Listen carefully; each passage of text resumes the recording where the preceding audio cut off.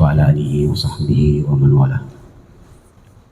Qala Allah Ta'ala, ya ayyuhalladzina amanu taqullaha haqqa tuqatih wa la tamutunna illa wa antum muslimun. Allahumma salli ala Muhammadin wa ala alihi wa sahbihi wa sallam. Assalamualaikum warahmatullahi wabarakatuh. Alhamdulillah, Ibu sekalian, kita memuji Allah Subhanahu wa taala. Kita berjumpa lagi di majelis kita untuk pelajari satu kitab yang sangat mulia, sangat baik, kitab Riyadhus Shalihin. Sebelumnya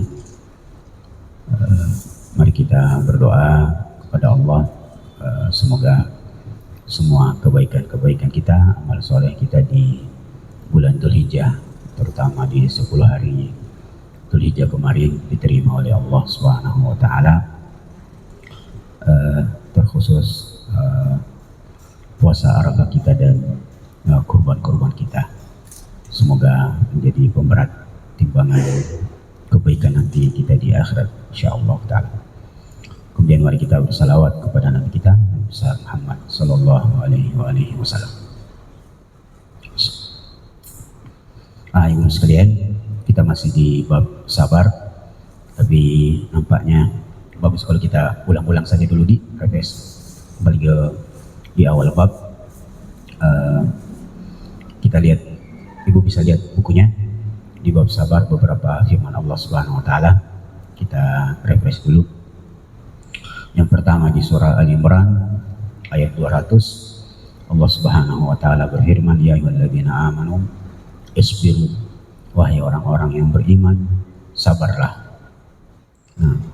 Bersabarlah. Wasabiru,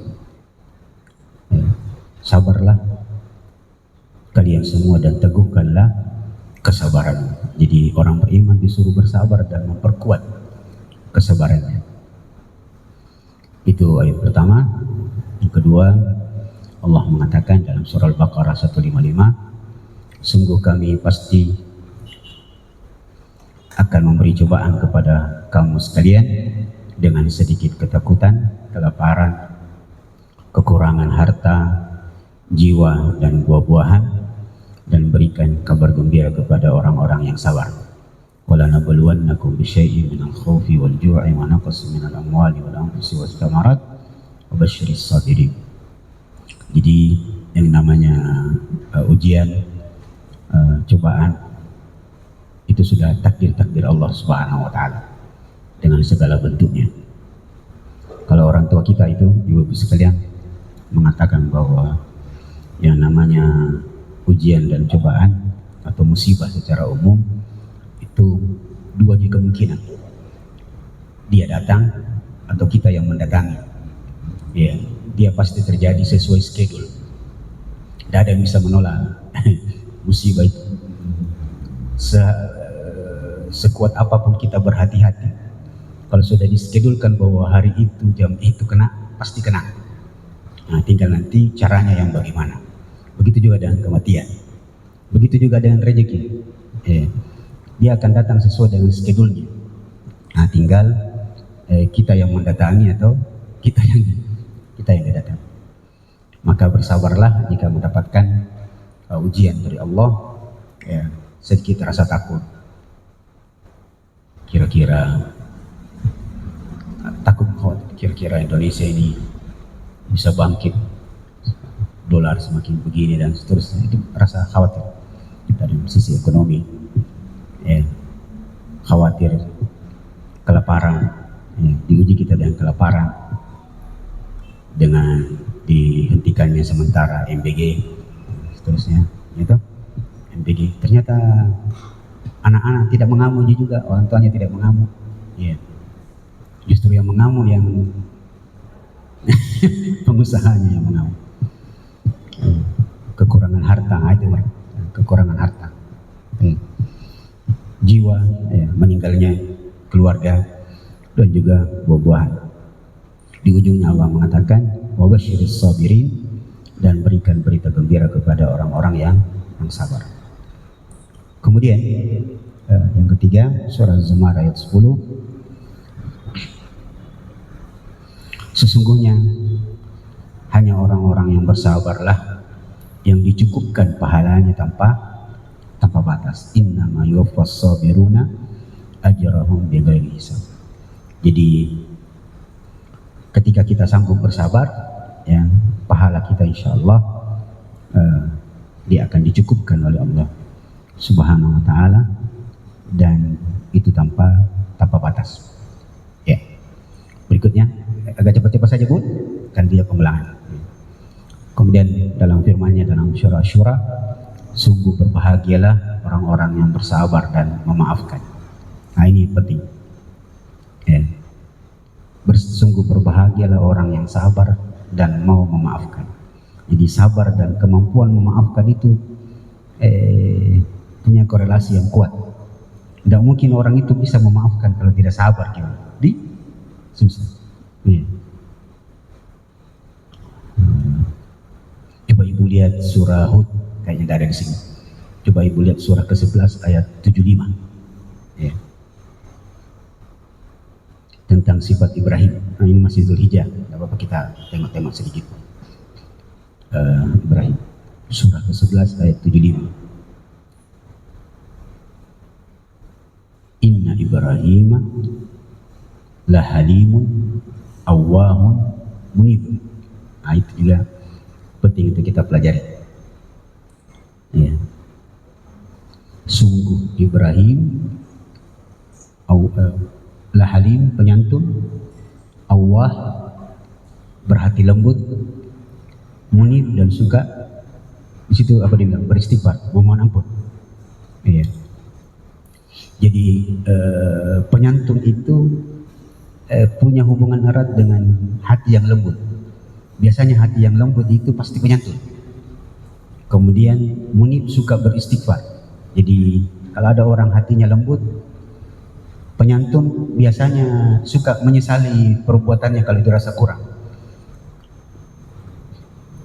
Tidak salah kita juga bicara itu, sampai mungkin tidak tersinggung gitu, ibu tadi saya temani bicara. Itu biasanya tanda-tanda orang yang hatinya lembut, empatinya tinggi, biasanya begitu. Dan itu ditunjukkan oleh Ibrahim alaihissalam. Maka di sini disebutkan berbahagialah orang-orang yang sabar dan mau memaafkan. Gampang kan ini memaafkan orang? Susah kalau minta maaf saja susah, apalagi memaafkan. Susah ini sifat memaafkan. Minta maaf dulu, Ustaz. Ya, tapi sudah sampai di sini saja. UNIN. Sudah selesai. Memang ternyata susah menjadi orang yang lapang hatinya. Jadi tidak ada ceritanya orang pandai memaafkan itu satu kali pengajian, tidak ada. Dan dia butuh latihan. Ya. Ya. Adapun peristiwa Nabi SAW, bukan beliau tidak memaafkan. Jadi Nabi itu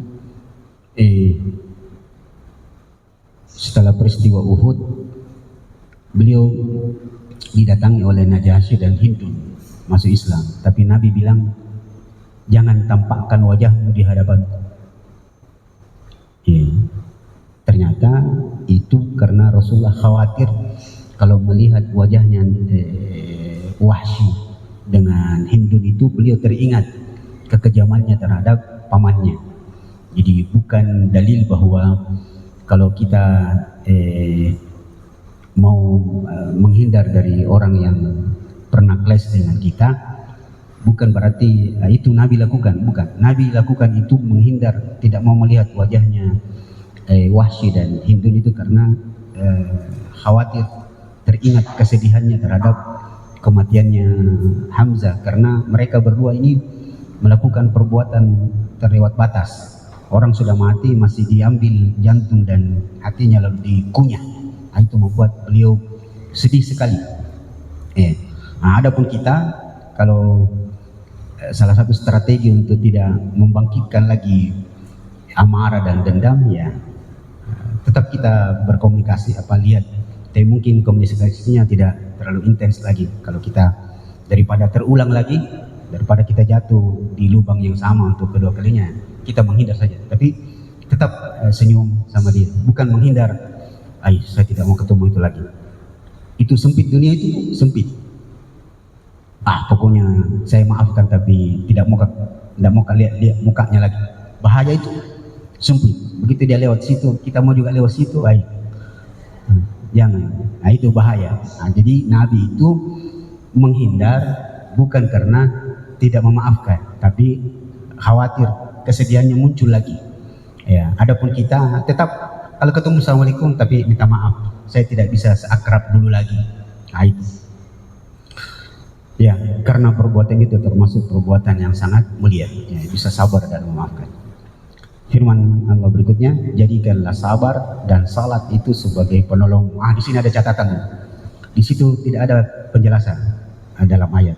Jadikanlah sabar dan salat. Ternyata salah satu makna sabar yang dimaksud bukan sabar menahan diri. Sabar ternyata puasa. Dalam ayat ini dimaksud Allah berfirman, ya, ista'inu bis sabri was salat. Mohon pertolonganlah kepada Allah dengan sabar dan salat. Ternyata sabar yang dimaksud adalah puasa. Jadi kalau mau menjadi orang yang kuat itu minta tolong dengan melakukan puasa. Puasa itu disebut sebagai sabar. Itu maksud. Karena orang kalau puasa kan dia bisa menahan diri. Sama dengan sholat. Kalau kita sholat seribut apapun anak-anak di samping kita, tidak bisa kita paling dalam hati. Sebentar ini sholat kandat atau kelas. Dan itu pernah saya lakukan, Bu. Cuma saya kecil karena itu anak-anak pintar, satu kelompok itu 3-4 orang. Kalau kita sholat, bicara terus sampai. Pernah saya satu kali, sebentar habis salam, ujak kalau, pintar dia. Begitu tasyahud, pergi sudah. Jadi sabar dan salat itu memang senjata. Ternyata sekali lagi sabar yang dimaksud adalah puasa. Itu tambahan ilmunya. Ini ilmu agama kita ini, Bu. Hadis, Quran, semakin dibaca semakin tambah lagi pengetahuan kita. Kita coba ternyata ini. Ayat berikutnya Allah berfirman, sungguh kami akan menguji semua, sehingga kami mengetahui mana yang benar-benar berjuang di antara kamu dan mana yang sabar di antara kamu semua. Ini surah Muhammad.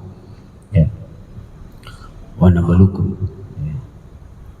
Ini pengulangan, tidak apa-apa. Definisi sabar. Sabar itu seperti orang yang berpuasa. Makanya disebut sini. Jadi benar apa tadi yang disebutkan bahwa sabar dan sholat, sabar yang dimaksud adalah puasa. Di sini definisinya, sabar itu seperti orang berpuasa. Dia bisa bersabar dan menahan diri karena yakin akan datangnya maghrib. Jadi sabar itu harus didukung oleh sebuah keyakinan. Sabar dan yakin. 2, definisi sabar adalah kemampuan untuk tetap berlaku baik dalam penantian solusi dari Allah. Ketika kita mendapatkan masalah, maka sabar itu ketika kita mampu untuk tetap berlaku baik. Jadi kalau ada masalah yang menimpa kita, tetap tidak marah-marah, tidak mengamuk, tidak cari kambing hitam. Alhamdulillah kita waktu kurban kemarin kan, yang kurban kambing, kita sudah pelajari bahwa Nabi itu suka sekali menyembelih kambing putih atau dominan putih. Salah satu hikmahnya Nabi kalau berkurban selalu mencari kambing putih, polos atau dominan putih, supaya kita umatnya tidak menjadi umat yang selalu mencari kambing hitam. Sah kalau menyembelih kambing hitam boleh, Bu. Tapi di situ ada hikmah psikologisnya bahwa selalulah mencari kambing putih, jangan selalu mencari kambing hitam. Dan itu pendidikan orang tua itu. Paham maksud saya, betul? Orang tua kita itu selalu mengajar kita pendidikan mencari kambing hitam. Kalau jatuh cucunya menangis. Sini kalau menangis apa, kasih jatuh kena. Ini lantai ini. Kenapa kasih jatuh cucuku? Itu kan pendidikan mencari kambing hitam. Ya, begitu. Jatuh dari kendaraan, kemudian pecah kepalanya. Yang disalahkan adalah aspalnya. Ini aspal ini kenapa terlalu keras? Padahal dia tidak pakai helm. Ceritanya. Itu pendidikan. Kita kembali. Jadi ibu sekalian, sabar salah satu definisinya adalah kemampuan untuk tetap berlaku baik dalam penantian solusi dari Allah. Ini kalau ada masalahnya, tenang-tenanglah, berdoa, ya, sambil menanti solusi. Dan itu sekali lagi salah satu contohnya dicontohkan oleh Ibrahim alaihissalam. Tidak apa-apa, kita cerita Ibrahim masih bulan Dzulhijjah, sebentar lagi Muharram. Kita tahu ibu sekalian berapa tahun Ibrahim berkeluarga dengan Hajar sampai dapat anak Ismail. Kan Ismail anak pertama. 80 tahun. Disebut 83 tahun. Dan beliau bersabar berdoa. Jadi salah satu bentuk kesabaran bersabar berdoa. Jangan putus asa dengan doa. 83 tahun. Doanya Nabi Ibrahim disebutkan dalam surah Ibrahim ayat berapa ini? Beliau mengatakan, Rabbi habli minas salihin. Ya Allah, anugerahkan kepadaku anak yang saleh. Dan nanti setelah 83 tahun, dengan kesabaran Ibrahim berdoa terus, Allah kabulkan dengan fabasyarnahu bi surah ini, surah Safat, surah Safat sekitar ayat 24, 20-an ke atas. Yang bisa nanti cek. Ibrahim yang sabar berdoa 83 tahun, Rabbi habli minas sholihin, Rabbi habli minas sholihin. Jadi ibu berdoa terus, sujud. Ya. Allah berikan kabar gembira sebagai balasan kesabarannya itu, fabasyarnahu bigulamin halim. Gulam halim. Lalu kami berikan dia berita gembira dengan anak yang akan lahir mempunyai sifat seperti bapaknya, halim. Jadi nanti kalau ada cucu tabu atau anak tak, kalau masih bisa punya anak, kasih nama dia Abdul Halim. Hamba yang penyantun, hamba yang punya kelembutan hati. Abdul Halim, bagus sih. Salah satu ulama besar Syekhul Islam Ibnu Taimiyah itu nama aslinya Abdul Halim. Maka kami berikan dia berita gembira dengan anak yang bernama nanti yang punya sifat Halim. Dan itu ditunjukkan ketika Ibrahim mengatakan, Ya bunayya inni ara fil manami anni adbahu. Wahai anakku, tadi malam saya bermimpi saya menyembelihmu. Dan kau tahu Nabi itu kalau mimpi berarti wahyu. Bagaimana nak? Apa jawaban Ismail? Ya abati if'al ma tu'mar. Laksanakan saja apa perintah Allah. Satajiduni insyaallahu minas sabirin. Engkau akan mendapatkan aku dalam golongan orang-orang yang sabar. Itu tanda keberhasilan Ibrahim dalam mendidik anak. Kesabarannya berdoa 80 tahun, dan nanti Ibrahim mendidik Ismail berhasil. Di umur 9 tahun menjelang 10 tahun Ismail sudah dewasa, sudah bisa berpikir cerdas, sudah pandai menganalisa bahwa mimpi Nabi wahyu. Ya, apa dibilang laksanakan. Kalau anak-anak sekarang kira-kira apa jawabannya bu? Kalau bapaknya bilang sini ke dulu naik, saya kan Nabi nak, saya diperintah oleh Allah ini untuk menyembelih lehermu nak. Paling-paling anak-anak bilang, di bapak iya sembaran nah. Kita lalu, kita tua lagi, saya masih muda. Ya tak? Kira-kira begitu ya? Kira-kira begitu jawabannya. Tapi tidak. Ibrahim berhasil mendidik anaknya. IQ-nya tinggi. IQ-nya tinggi. Dan bukan IQ pada otak, pada hatinya. Dia pandai menganalisa. Beda dengan orang Indonesia sekarang, yang IQ-nya tinggal 78. Nampaknya sebentar lagi sama dengan IQ kita dengan simpanse. Ada profesor, bisa ibu nonton di YouTube, ada profesor muda sekarang itu bagus, namanya Profesor Gama, tapi dia analisa ekonomi dan politik. Dia pernah bilang dalam satu podcast, betul-betul IQ orang Indonesia sekarang rendah sekali. Saya pernah menggantikan HRD saya untuk menguji orang-orang yang mau masuk ke perusahaan saya. S1 bu, Alumni S1 ditanya 3 kali 4 tidak tahu, 7 tambah 5 tidak tahu, ya. Dan alumni S1, dan nampaknya saya waktu nonton itu saya bilang wajar, karena ada satu pidato yang baru-baru diulang lagi 10 tambah 6 17. Nah itu bermasalah. Tapi kita kembali, Ibrahim sabar, berdoa 80 tahun. Jadi kalau ada masalah berdoa saja terus. Kita pernah sebutkan, ada seorang ulama mengatakan, saya kalau berdoa kepada Allah lalu Allah kabulkan, saya bergembira, cuma 1%. Tapi kalau Allah menunda untuk waktu yang tidak ditentukan pengabulan doa itu, kegembiraan saya 1000 kali lipat. Kenapa? Karena ketika saya berdoa langsung dikabulkan, itu berarti pilihan saya. Dan kalau ditunda, itu berarti pilihan Allah. Dan selalu pilihan Allah jauh lebih baik untuk hambanya daripada pilihan hamba itu terhadap dirinya sendiri. Jadi sabar-sabar saja. Sama dengan penyakit saya sudah 20 tahun lebih, ya, bibir saya kadang-kadang kering. Jadi sabar-sabar saja, pasti sembuh itu. Kan penyakit itu sembuh dengan 2 jalan. Pastikan pengetahuan ibu bahwa orang itu sehebat apapun penyakitnya pasti sembuh dengan 2 jalan. Dia sembuh ketika masih hidup atau sembuh ketika mati. Ya, kalau orang mati sembuh itu sembuh, dan itu harus menjadi dalil yang kuat tentang corona kemarin. Waktu corona itu kita ditipu orang bahwa mati masih ada virusnya. Mana ada? Semua orang kalau sudah mati sudah hilang virusnya, sudah mati semua. Mana bisa orang mati masih ada virusnya? Tidak ada. Nah, itu kesembuhan itu 2 jalan. Sembuh ketika masih hidup atau sembuh ketika sudah mati. Ya, selesai persoalan. Sabar-sabar saja. Pasti sembuh itu. Iya. Baik, ini pelajarannya. Nah, kemudian sedikit lagi, ketiga, sabar pada 3 keadaan. Ketaatan. Sabar-sabar makin taat kepada Allah.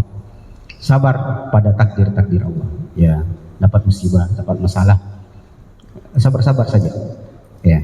Nah, tentu nanti tingkatan-tingkatannya, ada yang bersabar masih sedikit ada keluhan. Aduh. Nah, itu masih sabarnya tingkatan. Tapi kalau ada yang sabar sambil ucap alhamdulillah. Alhamdulillah. Ada orang kena musibah alhamdulillah. Dan jawabannya bagus. Kena musibah alhamdulillah. Kenapa bilang alhamdulillah? Alhamdulillah, bagaimana tidak alhamdulillah? Ini kan masih sedikit. Banyak orang yang dapat musibah dengan bentuk yang sama, lebih parah. Alhamdulillah. Itu sudah tingkat luar biasa, sudah kesabaran tingkat dewa itu yang disebut dalam Al-Quran sabrun jamil. Baik. Kemudian sabar pada menahan diri dari berbuat maksiat. Terakhir, sabar dan yakin menghasilkan pribadi yang kuat. Kita pernah tulis di surah Sajadah ayat keberapa itu dulu? Di surah Sajadah 24 ya Bu ya? Iya, ayat 24. Wa ja'alna minhum a'immatan yahduna bi amrina lamma sabaru wa kanu bi ayatina yuqinun. Dan kami jadikan sebagian hamba kami menjadi imam, menjadi pemimpin ketika dia sabar dan yakin. Jadi sabar itu harus berkumpul dengan keyakinan. Saya yakin bahwa saya akan sukses. Ya, selesai di ujian ini nanti kuliah saya cum laude. Saya yakin. Maka karena yakin akan dapat nilai yang tinggi, maka saya harus bersabar menghadapi dosen yang macam-macam. Dosen macam-macam modelnya. Ada yang istilahnya suka bercanda, tapi bahaya itu dosen yang suka bercanda. Dosen yang suka bercanda di kelas biasanya killer dia dalam nilai. Kalau ada yang diam-diam biasanya killer gini Bapak, tapi ternyata bagus kasih nilai.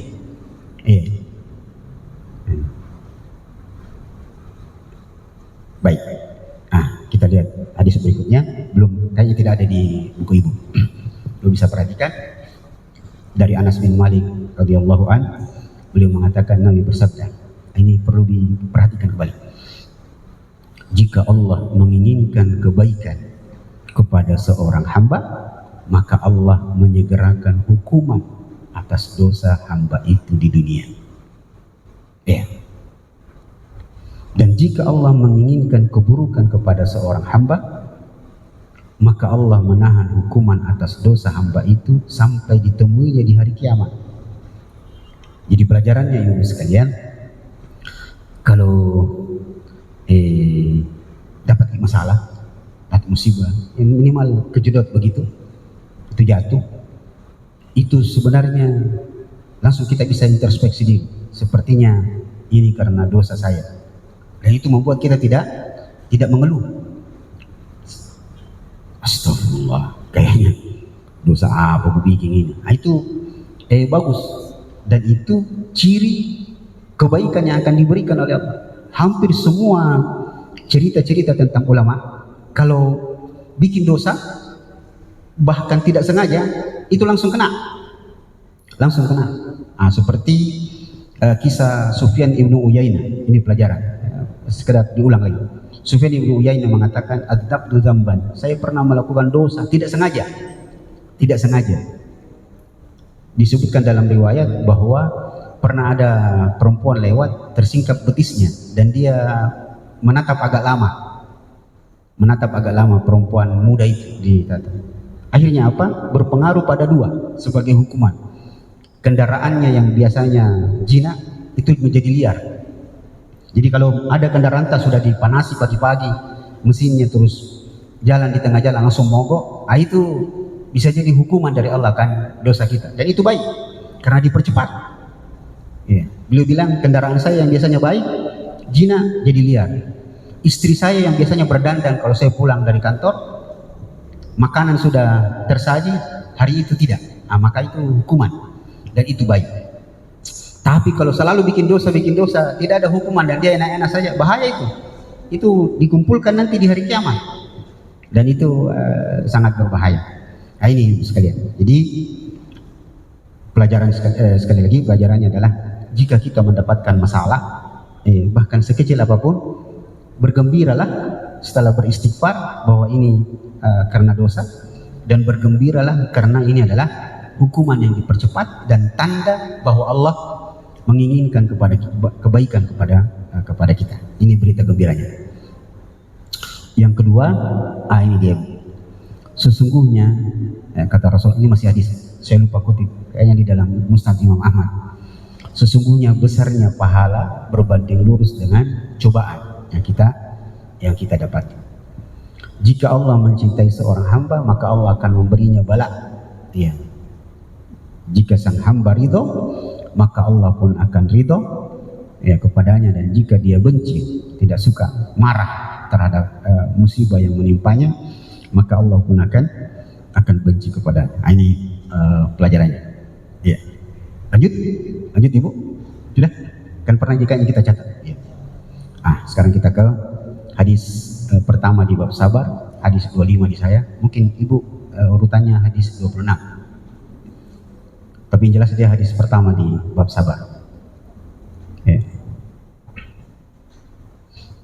Kita baca, Ibu bisa lihat bukunya.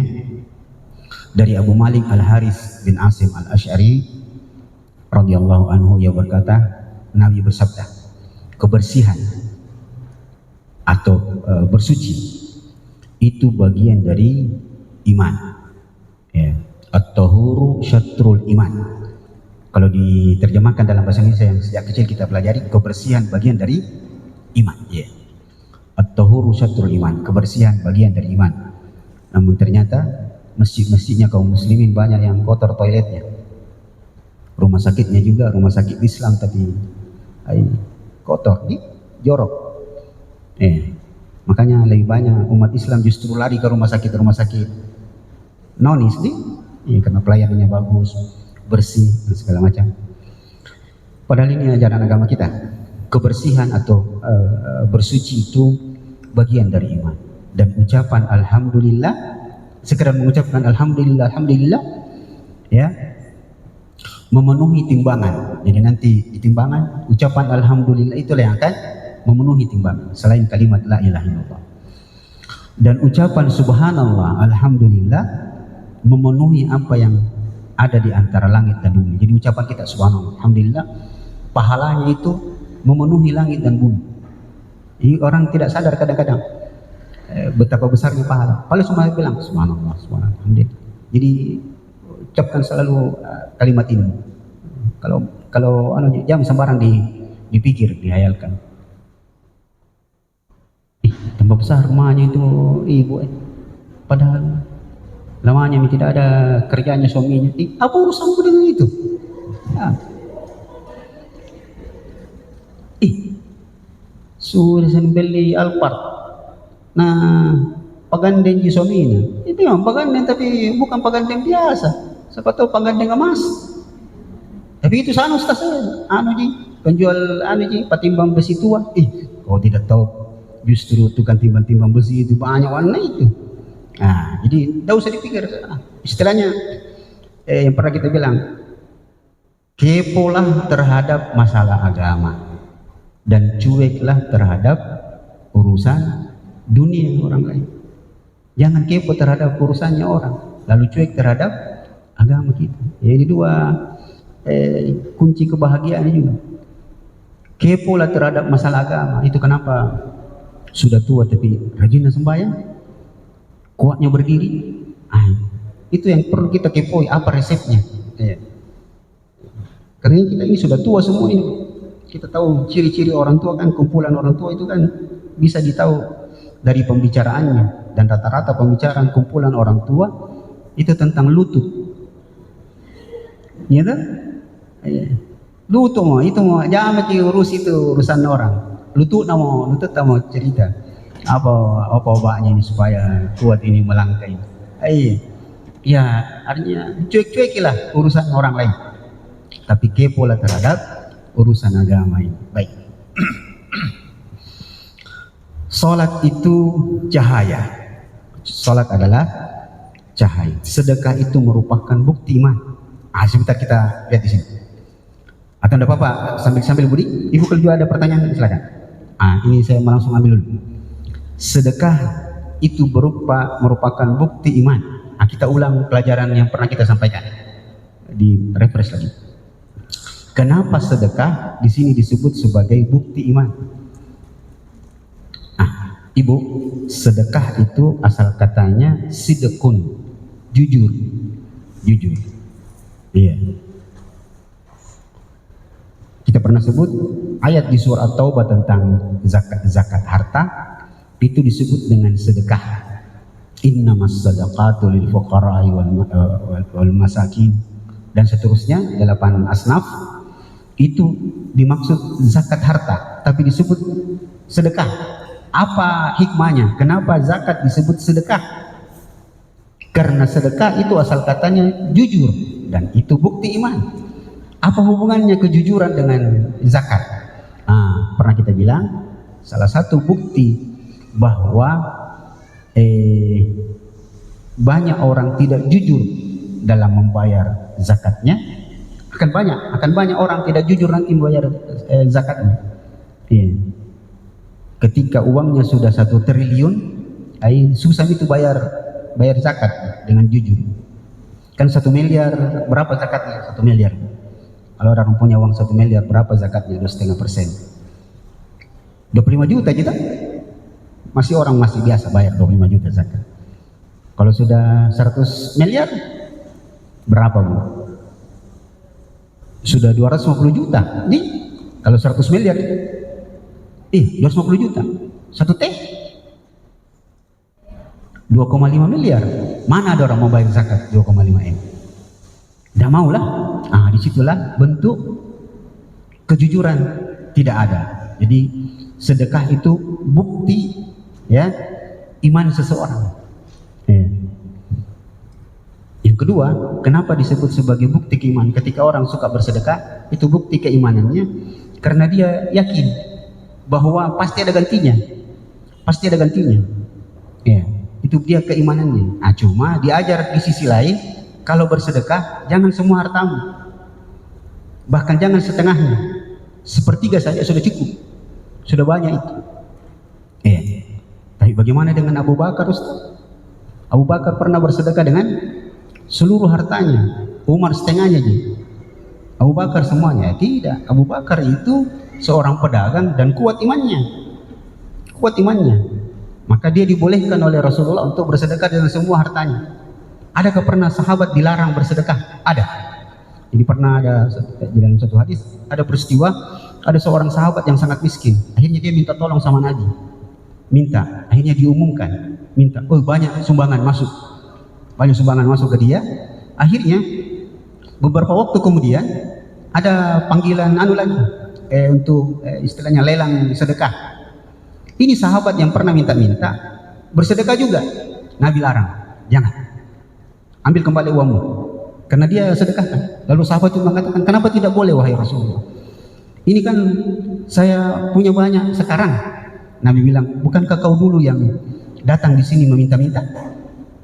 Bilang iya, tapi kan banyak sisanya ini, lebih dari kebutuhan saya. Maka Rasulullah mengatakan, jangan, bawa pulang itu hartamu, kelebihan pemberian orang, karena saya khawatir nanti kalau habis kau minta lagi, dan itu tidak baik jadi orang yang suka meminta-minta. Jadi tidak semua orang diizinkan untuk bersedekah dengan semua hartanya, bahkan setengah hartanya.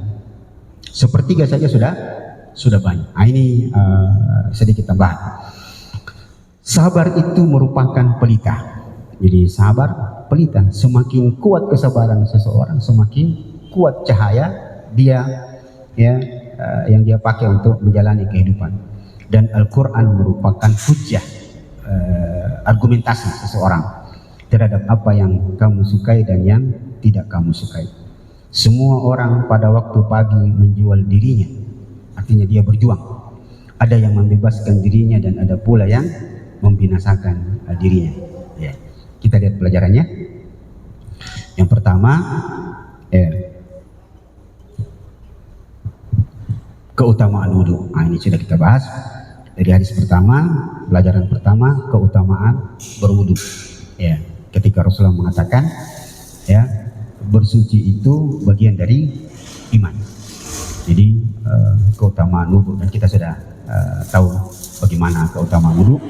Salah satunya bahwa dia akan mudah dikenali oleh Rasulullah nanti di hari kiamat, dan kita dinantikan di telaga. Jadi Rasulullah ketika ditanya di kuburan, beliau mengatakan, saya sangat bercita-cita bertemu dengan umatku nanti. Kata para sahabat, bagaimana bisa kau mengenalnya? Kau tidak pernah melihatnya wahai baginda, mereka juga tidak pernah melihatmu. Bagaimana caranya? Nabi mengatakan, saya akan mudah mengenal umatku nanti dengan cahaya di wajahnya, dan itu disebabkan karena kebiasaannya berwudu. Jadi ini keutamaan berwudu.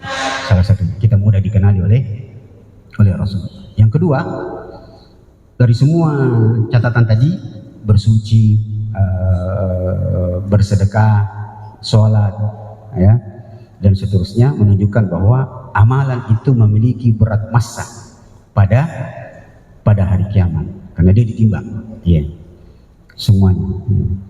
Subhanallah, alhamdulillah, itu akan memiliki berat massa.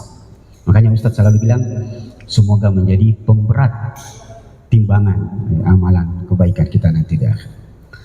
Ketiga, keutamaan berzikir. Jadi selalu dibasahi. Kalau diam-diam jadi saja, tidak ada teman bicara. Astagfirullah. Nah, itulah mungkin kenapa sebagian kiai itu pegang tasbih. Nah, kalau ditanya, untuk apa itu kita pegang tasbih? Kan ini ada jari jari. Dia bilang, untuk mengingatkan saya supaya sudah berapa saya hitung. Nah, jadi ulama ketika ditanya, bolehkah bertasbih menggunakan apa itu tasbih namanya ini? Tasbih memang namanya juga di kalau bahasa Mandar itu, bahasa saya bilang-bilang. Di bahasa Mandar. Ya. Bolehkah bertasbih, berzikir pakai tasbih? Boleh. Yang penting pertama menggunakannya itu bukan untuk riya, bukan untuk ditunjukkan orang, saya ini ahli zikir. Ya. Bolehkah dijadikan hiasan di mobil? Boleh, untuk mengingatkan kita bahwa ini saya belum berzikir. Kalau itu yang dimaksud. Ya. Tapi sebaiknya memang lebih afdal pakai jari. Tapi kalau dibilang sisi boleh. Ya, dipegang supaya juga gampang dia menghitung. apapun bentuknya. Ada yang modern sekarang itu yang dipakai cincin, ya boleh. Ya. Sebenarnya asalnya itu dipakai untuk menghitung penumpang. Itu dipakai menghitung penumpang sebenarnya di pesawat dulu, di bus. Dulu bus Damri itu kan pakai cuma yang. Ya. Jadi keutamaan tiga. 4, motivasi untuk memperbanyak salat. Jadi ketika Rasulullah bilang di sini, ya salat itu cahaya. Jadi dia memberikan petunjuk, kita dimotivasi oleh Rasulullah untuk memperbanyak salat. Dan salat yang dimaksud sebaiknya malam. Dan pernah kita bahas sebelum Lebaran kemarin bahwa di surah Al-Qasas kita bahas tentang keutamaan fikih kurban kemarin, sempat kita bahas di mukaddimah itu. Coba nanti ibu lihat kembali catatannya di surah Al-Qasas 86. Ada catatan tak kemarin itu surah Al-Qasas 86. Allah berfirman, sesungguhnya Allah menciptakan apa yang dikehendakinya dan Allah memilih. Ternyata yang dimaksud memilih salah satunya adalah memilihkan untuk kita umat Muhammad waktu-waktu terbaik untuk beribadah. Tidak usah ulang. Jadi ada 4 minimal yang dimaksud oleh ayat itu, memilihkan untuk kita waktu, keadaan, tempat, dan musim. Ya Bu ya? Ya. Jadi Allah memilihkan untuk kita waktu-waktu terbaik untuk beribadah, dan waktu yang paling baik beribadah adalah malam hari. Jadi beribadah di malam hari itu lebih afdal daripada ibadah siang hari. Ya. Kenapa?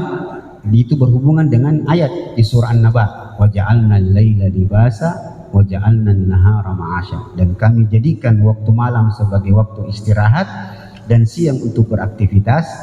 Ternyata makna ayat beristirahat, kami jadikan waktu malam untuk beristirahat, ternyata maksudnya salah satunya adalah kami jadikan waktu malam untuk beristirahat. Istirahat itu maksudnya beribadah. Sebab Rasulullah itu akan mendapatkan rehatnya kalau dia sholat. Jadi istirahat itu akan didapatkan kenyamanannya jika beribadah, dan itu Rasulullah lakukan. Jadi Rasulullah itu kalau pegal-pegal, ibu betul, kalau ibu Rasulullah pegal-pegal atau ada yang sesuatu yang mau diselesaikan, beliau sholat. Jadi zikir itu Bu, sholat itu obat pegal. Ternyata obat pegal. Ibu, kalau ibu biasa bangun capek, biasa bangun tidur malam ketika subuh bangun agak pegal karena habis kerja banyak tamu, apalagi habis kurban, biasa capek. Itu obatnya gampang sekali Bu. Kalau capek ibadah di siang hari dan kita perkirakan lelah ini, capek tulang-tulang ini, lutut juga goyang-goyang ini, itu obatnya malam sebelum ibu tidur, ya, setelah baca ayat kursi 3 kul, ucapkan subhanallah 33 kali, persis seperti selesai sholat. Subhanallah 33 kali, alhamdulillah 33 kali, Allahu Akbar 33 kali, genapkan dengan la ilaha illallah. Saya jamin. Maksud saya jamin, bukan Rasulullah yang jamin. Rasulullah yang jamin. Kamu tidak akan merasa capek. Dan itu kasusnya tentang Fatimah. Fatimah itu minta minta pembantu. Rasulullah bilang, tidak usah, kau tidak butuh pembantu, itu saja lakukan. Itu insya Allah bangun itu segar itu Bu, segar. Bahkan kalau berat-berat kepala baru kita tidur berzikir terus, subhanallah, la ilaha illallah, insya Allah itu garansi dari Rasulullah. Saya cuma penyambung lidah saja, bahwa itu juga obatnya, salah satu. Baik, itu pelajarannya. Motivasi untuk memperbanyak salat, bahwa semakin banyak sujud seseorang, maka efek baiknya semakin besar kesabarannya. Jadi salah satu efek sujud yang banyak, sholat yang banyak, terutama sholat di malam hari, maka semakin kuat kesabaran seseorang. Inilah hubungannya, bab sabar dengan sholat. Semakin sering kita sujud, semakin besar kesabaran seseorang. Karena kita berada dalam keadaan sujud itu, yang mana lebih nyaman, ruku atau sujud? Sujud itu lebih nyaman. Karena makanya orang bilang ulama mengatakan inti sholat itu berada pada sujudnya. Semakin sering orang sujud, semakin besar kesabarannya, semakin dia pandai mengatur ritme jantungnya itu. Dia kalau banyak sujud. Nah, yang kedua, dia semakin tawadhu. Pakai ha ya, tawadhu. Kalau tidak pakai ha berbahaya. Tawadhu tidak pakai ha. Kalau tawadhu pakai ha begini, tawadhu pakai dot. Itu artinya rendah hati. Kalau tidak pakai ha, itu tawadhu, tahu warna duit. Nah, itu masalah. Baik, sampai di sini ada pertanyaan? Ada yang perlu kita diskusikan? Lanjut saja? Lanjut saja, ya, pelan-pelan. Yang ketiga, jadi efek baik dari sholat, semakin dia dekat dengan Allah. Jadi di sini kan, jadi motivasi untuk memperbanyak sholat, bahwa semakin banyak sujud seseorang, maka pertama efek baiknya adalah semakin besar kesabarannya. Kedua, semakin dia tawadhu. Nah, yang ketiga, semakin dekat dia dengan Allah. Sebab sujud itu semakin mendekatkan seorang hamba dengan Allah. Itulah sebabnya ibu-ibu sekalian, kenapa doa sujud itu subhana rabbiyal a'la. Ibu tidak pernah tanya-tanya kenapa kalau kita sujud doanya justru subhana rabbiyal a'la, maha suci Allah yang maha tinggi, padahal kita sujud. Imam Ibnu Katsir mengatakan ada dua efek baik dari sujud itu. Kenapa doanya subhana rabbil a'la? Subhana rabbil a'la, maha suci Allah yang maha tinggi, padahal kita merendah.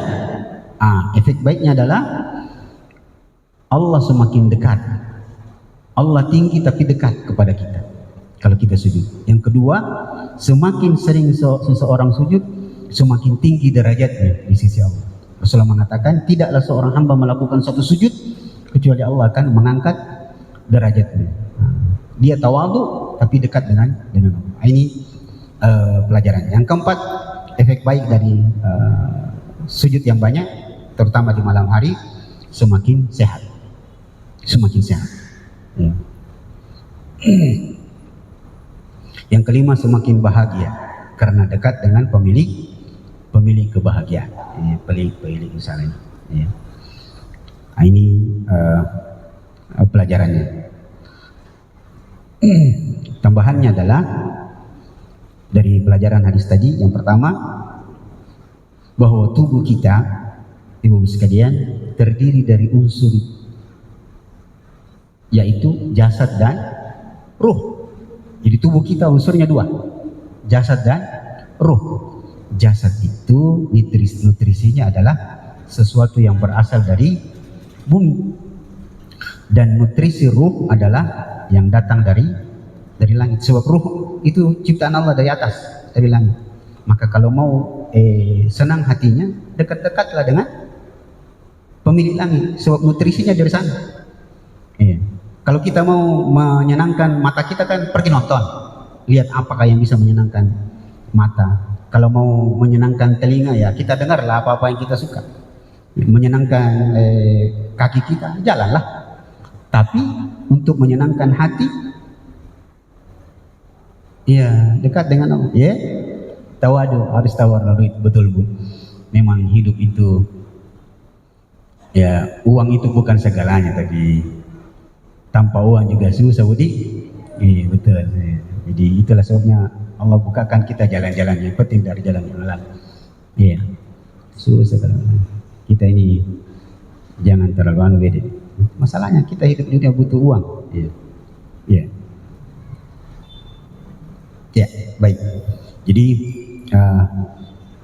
pelajaran berikutnya dari hadis pertama tadi adalah keutamaan sabar. Jadi perlu kita bersabar. Itu hadis pertama. Dari sini ada yang perlu kita diskusikan? Ya Bu?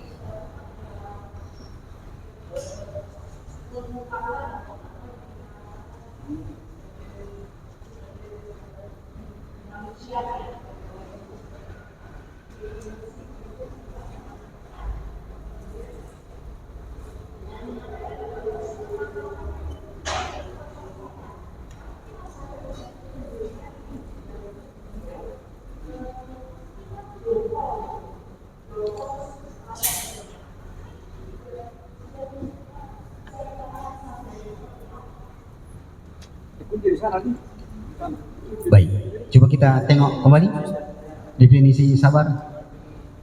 Nampaknya ibu berbicara pada sisi yang lain, yang sabar itu apakah selalu identik dengan diam?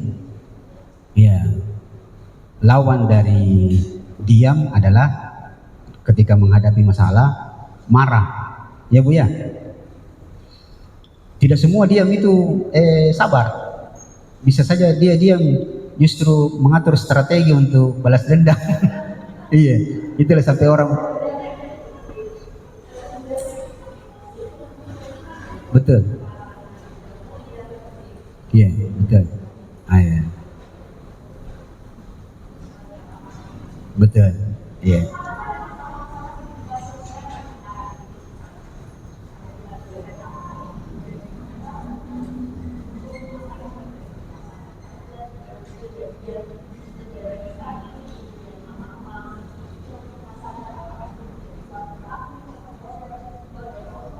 Iya.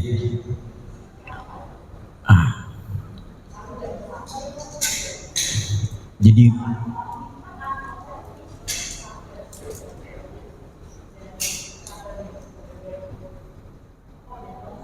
iya. Jadi sabar itu tidak mesti orang itu menunjukkannya kesabarannya dengan diam. Itu yang pertama. Sabar itu adalah perilaku. Seperti yang kita ini, kemampuan untuk tetap berlaku baik dalam penantian solusi dari Allah. Jadi sabar itu bukan berarti kalau kena musibah, ya, seperti apa namanya, yang contoh kecil, hilang dompetnya, ya sabar saja. Itu bukan orang sabar namanya, itu orang malas itu. Atau yang ibu lebih dekat dengan apa yang menimpa Indonesia sekarang, negeri kita. Apakah kita, bersabar diam saja dan dilarang kita memprotes, menasihati? Tidak.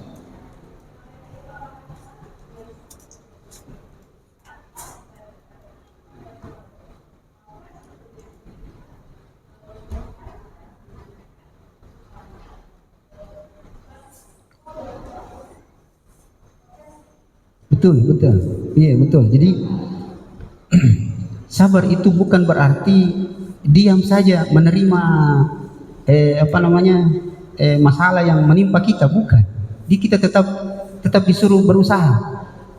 Tetap, misalnya jatuh itu kan takdir.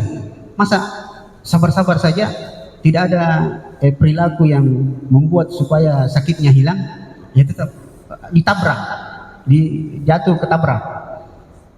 Sabar kok ya, ya tetap sabarlah, tapi harus ada aksi, bawa ke rumah sakit lah, bawa apa segala macam. Sama dengan ini, minta maaf sedikit agak panjang. Sekarang ada yang lagi viral ceramah Ustadz, dia bilang mau dolar 6.000, 16.000, 18.000 itu kita akan tetap dapat rezeki.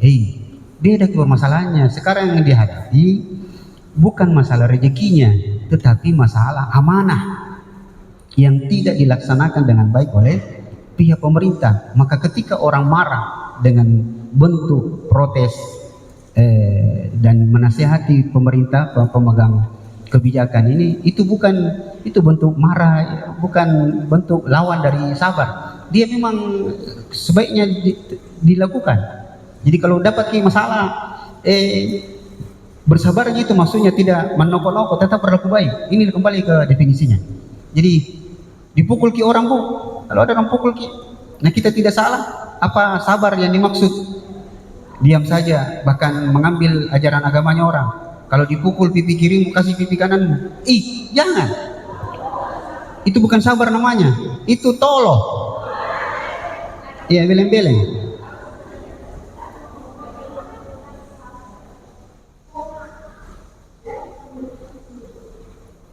Iya, betul. Jadi selalu berhubungan itu, sabar, qanaah.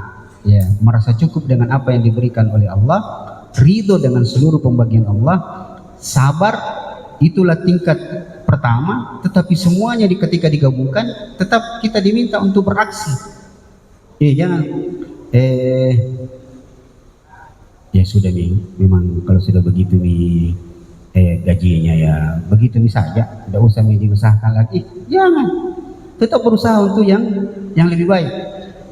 Tetap harus disuruh berusaha. Agama kita suruh kita berusaha.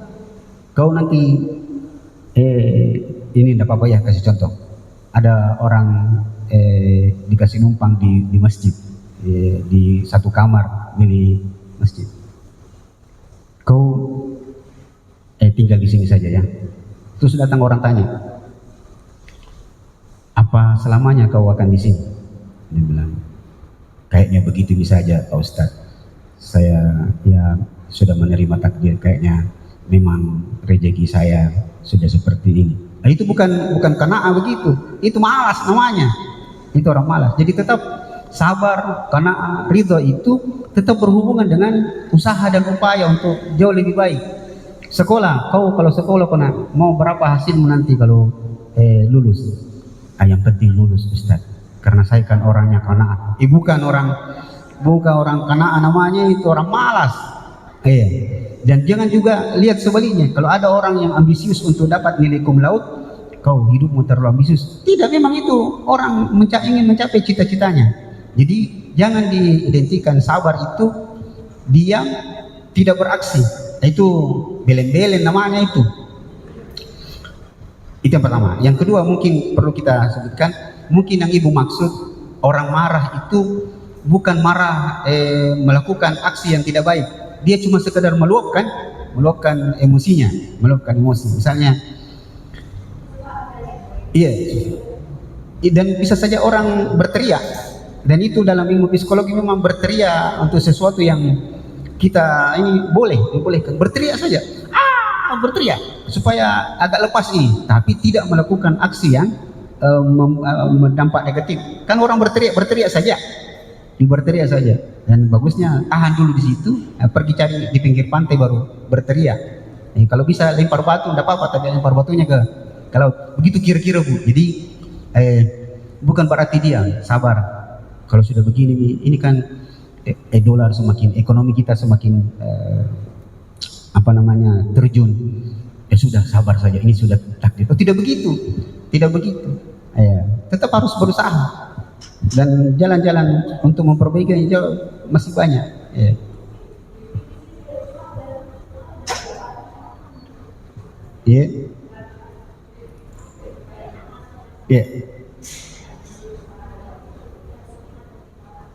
Ada Bu, ada sabar biasa, dan itu umumnya kita. Yang sabar ketika dapat masalah, sabar kita, tapi kadang-kadang kalau istilah Bugis itu menokok-nokok, masih gunduk. Begitu ya Bu ya. Ada sabar tingkat di atasnya lagi, yaitu tingkat sabrun jamil yang diceritakan tentang Yakub. Dia sabar menanti keputusan Allah Subhanahu wa taala tentang anaknya Yusuf yang hilang, sambil banyak-banyak berdoa. Tidak ada aksi yang membuat yang negatif. Tingkat yang paling tinggi adalah sabar pada tingkat ridho. Apapun yang terjadi, dia bahkan alhamdulillah. Alhamdulillah. Tapi tetap dibolehkan orang bersedih ketika kita dapat musibah. Anaknya mati, boleh menangis. Kalau anak kita meninggal, boleh menangis. Yang dilarang adalah ngomong segala macam, mengamuk dan ucapan-ucapan yang tidak benar. Begitu Bu kira-kira. Jadi sabar bukan diam-diam. Jangan pakai istilahnya orang Makassar dulu Bu. Sabarnya itu anaknya ibu di sebelah. Sabar kenapa? Diam. Biar dikandakto sama orang, diam-diam saja. Itu orang penakut itu namanya. bukan sabar namanya itu. Yang balorang. Begitu kira-kira. Ada yang lain? Bu, saya minta izin 10.30 saya harus pulang nih. Saya ada janji sama.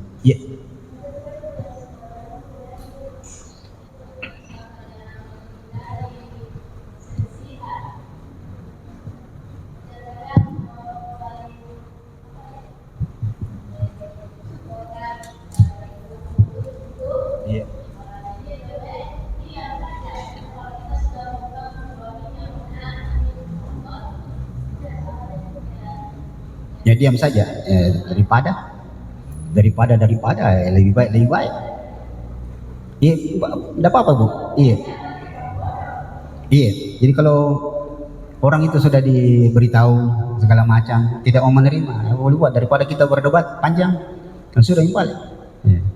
Saya mau cerita, saya tanya waktu pengajian kita tentang fikih kurban. Saya mau cerita Bu, ini sesuatu yang lucu, tapi fakta di lapangan. Disebabkan karena kesalahpahaman kaum muslimin memahami tentang kurban, bahwa kalau kurban itu kepala keluarga, anggota keluarganya ikut. Nah, apa yang terjadi? Ini pengalaman, 2 kali kejadian. Jadi saya kan tukang jagal Bu, saya tukang jagal tahunan. Suatu saat saya sudah mau menyembelih, parang sudah di tangan saya, kertas nama-nama peserta kurban itu di tangan kiri saya. Sapi sudah dibaringkan, saya baca doa. Tiba-tiba datang beberapa orang. Saya masih ingat, ada satu laki-laki, ada 2 atau 3 perempuan. Dia bilang, Pak Ustadz, sapi kelompok berapa itu? Saya bilang, sapi, kalau saya tidak salah, kelompok 3 atau kelompok 5. Ustadz, saya itu Ustadz, minta tolong kan kalau berkurban orang atas nama kepala keluarga, anggota keluarganya juga masuk. Saya langsung berpikir, masuk nah ini orang. Iya Bu, kenapa? Iya betul. Apa yang terjadi? Saya waktu itu menahan diri untuk tidak berceramah, karena sebenarnya yang dimaksud kepala keluarga jika dia berkurban, keluarganya, anggota keluarganya masuk, itu kalau kurbannya kambing. Kalau kurbannya kambing, bukan sapi. Tapi kan saya merasa bahwa ini tempat penyembelihan, bukan tempat ceramah di sini. Kalau saya ceramai bahaya. Seperti itu maksudnya. Jadi apa yang terjadi Bu? Iya Ustaz, begitu toh? Iya. Terus dia kasih saya beberapa nama anggota keluarganya, tolong disebut Ustaz. Dalam hatiku, salah paham ini ibu ini dengan bapak ini, masa disebut semua, baru sodorkan semua namanya. Apa yang terjadi? Sekali lagi saya berpikir, ini bukan tempat ceramah. Kalau saya ceramah, bisa bertengkar orang di situ. Akhirnya saya ambillah, iya Bu, ambil. Saya berdoa. Apa yang dibilang lagi? Ustaz, besar-besari suara tak? Dia maunya dia dengar itu namanya anggota keluarganya. Coba dibayangkan kalau setiap 7 orang ini dalam ada 7 juga anggota keluarganya masuk, 49 nama disebut, masalah. Jadi di situ. Jadi betul, jadi dihindari saja. Saya ceramahnya tidak cocok, bisa bertengkar orang, jadi diamkan saja. Yang dipakai istilah orang Indonesia, sabar-sabar saja Pak Ustadz menghadapi begitu. Itu yang dimaksud. Iya betul Bu. Daripada kita bertengkar ya. Jadi istilah sabar ya, sabar-sabar maki. Padahal kita mengatur strategi di situ. Kan memenangkan sebuah pertarungan itu kan tidak mesti maju, betul. Bisa jadi pertarungan itu dimenangkan justru dengan mundur. Bukankah pertandingan tari tambang itu hanya bisa dimenangkan dengan gerakan mundur? Itu seperti itu. Iya betul. Iya.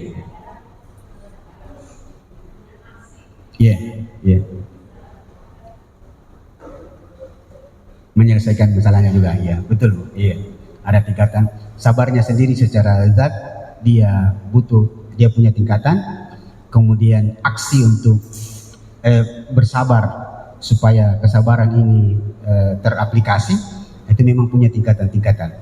Ya, menghadapi orang tentu berbeda ketika menghadapi orang biasa dengan orang besar. Ya, kesabaran kita juga sebagai ustadz menghadapi orang begini, menghadapi jamaah ibu-ibu itu beda dengan menghadapi jamaah bapak-bapak. Bapak-bapak itu cuek-cuek Bu orangnya, cuek. Makanya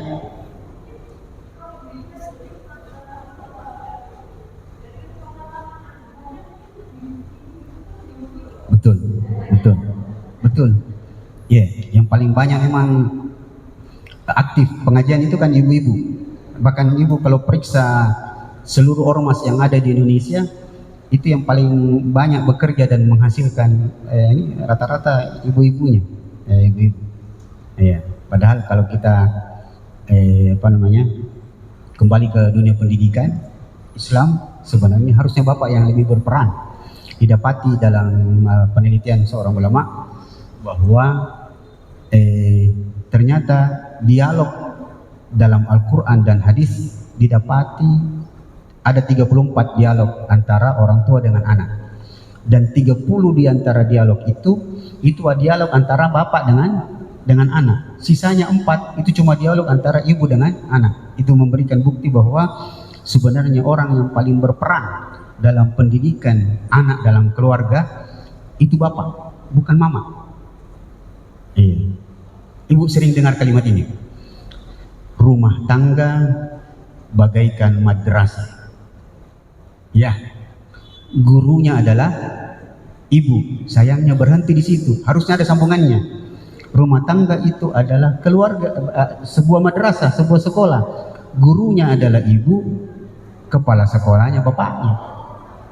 Itu jadi bapak itu harus lebih berperan. Cuma sayangnya bapak-bapak sekarang kalau pulang kerja anaknya, dia pulang, anak sudah gembira, datang bapak, apa kita bawa bapak? Ini. Bukan saya bu ya, saya tidak begitu. Ini main-main terus, kerjamu itu berantakan. Tidak bisa betul serius semua. Hei, bagaimana caranya kau suruh anak-anakmu serius? Tidak bisa. Anak-anak itu hanya akan serius kalau dia main-main. Main-main itu anak-anak. Kalau mau lihat anak-anak serius, main-main itu. Ya kalau disuruh serius dalam keadaan, tidak bisa. Ya, tidak bisa. Begitu anak-anak. Ya, jadi pendidikan itu bapak yang harus lebih banyak berperan, minimal dengan doa. Doakan terus anak.